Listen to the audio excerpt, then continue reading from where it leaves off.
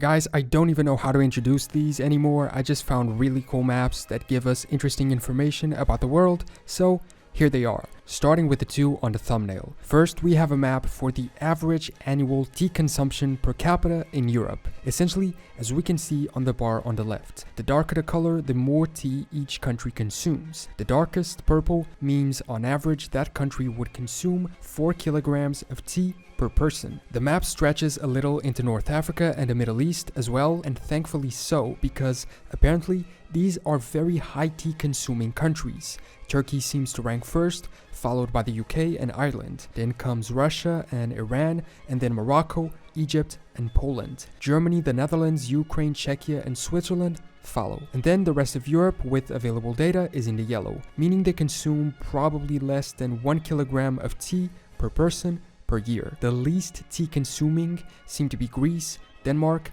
Belgium, and Portugal. I personally like tea a lot, and tea seems to be a big thing here, so I don't know, maybe these aren't very accurate. A good moment to remind you to always look at these maps and data with critical thinking. Don't just assume it's right because it's presented nicely and widely distributed online. The second map on the thumbnail is about each US state's contribution to the GDP, essentially which states generate the most money through their bigger economies. This is referring to the third quarter of the year of 2019, so keep in mind that data may have changed, and this is only referring to the last quarter of a year, but I think the tendency might be representative. As we can see on the scale above, the darker the color, the more that state contributes to the US GDP. The top contributors are California, by far the number one with 14.6%, followed by Texas and then New York, 8.8% and 8.1% respectively. The green range is kind of too large compared to the others, and within it we have 4 more states that are far below Texas or New York, but above the rest. Florida at 5.1%,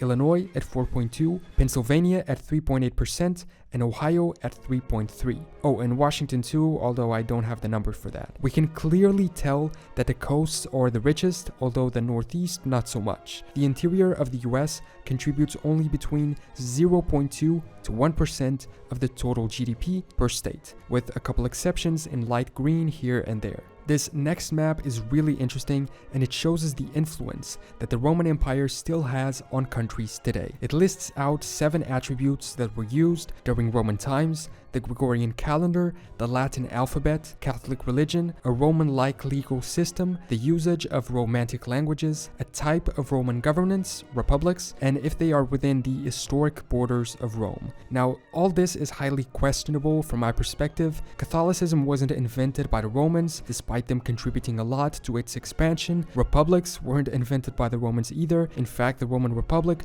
was only a part of Roman existence before they became an empire, amongst many things. So I wouldn't see these attributes as being inheritances we have from the Romans, but more things about our states today that are similar to what the Romans also had. Still, it's interesting to see. The darker the red, the more attributes the country shares with the Romans. We can see Southern Europe, Southern America, and West Africa are the most similar within these attributes. Southern Europe because of the direct historical connection with the empire. Southern America as the grandsons of the Romans, if you will, since their states are highly influenced by Portugal and Spain. And West Africa, I think, following a similar logic. Next, this map shows us writing direction by country. It's very interesting. The vast majority of the world in blue writes from left to right, even if sometimes using different alphabets. The Arab world, not entirely but in great majority, writes from the right to the left. And only a few countries in Asia, as far as I can tell, China, Mongolia,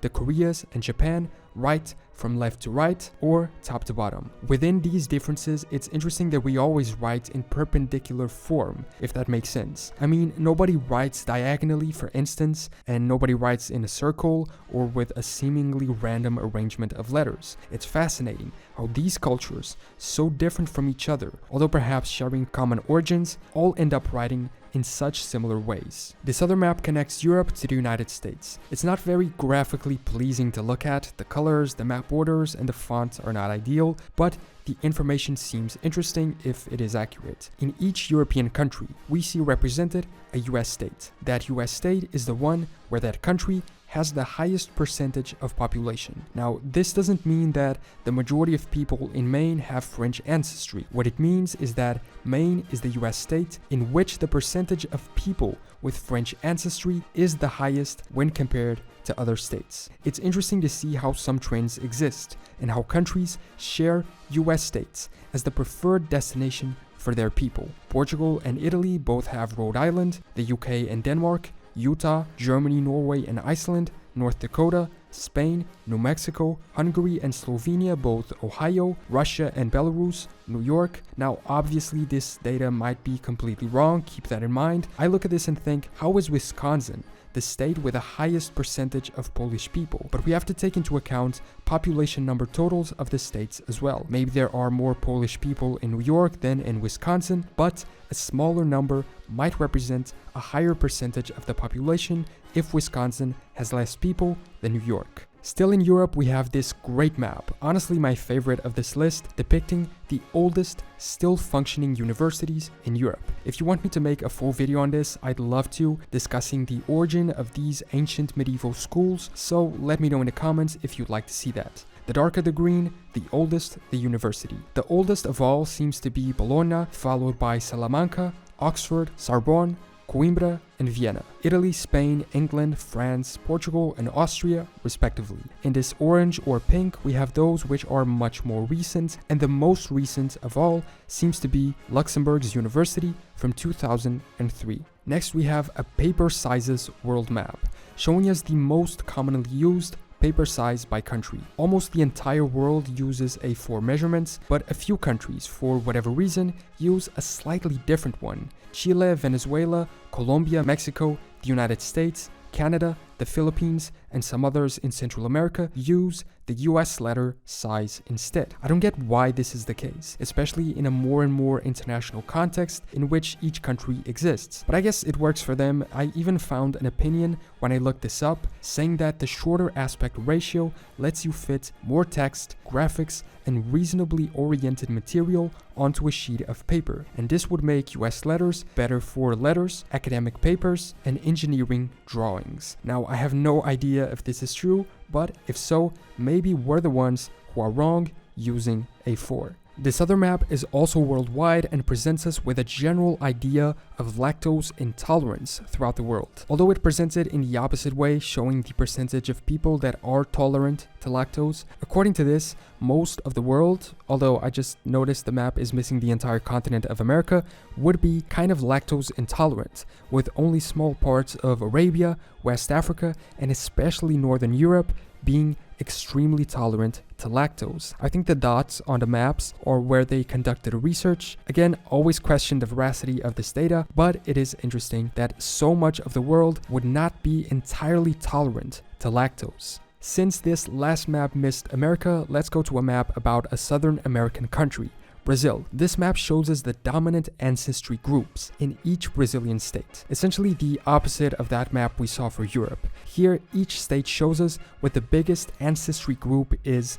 within it. Most of them are Portuguese, which makes sense since the country used to be a Portuguese colony, but there are also 5 states of indigenous and or African descent. The second biggest ethnicity is Italian, followed by Spanish. Germans also occupy a big amount, although only being in the majority in one state in the south, and surprisingly, people of Lebanese ancestry are, according to this, very common in Brazil, although not being the biggest group in any state. Next, we're back to a worldwide map, depicting the most commonly used electrical outlets. Now, the legend for this map is a little confusing. It has 13 different types of outlets, but then they are color-coded in groups. I honestly don't fully understand the point of grouping them up. Maybe it's because those with the same color, despite being different, are compatible. If so, we can see that most of the world uses outlets of the light blue type.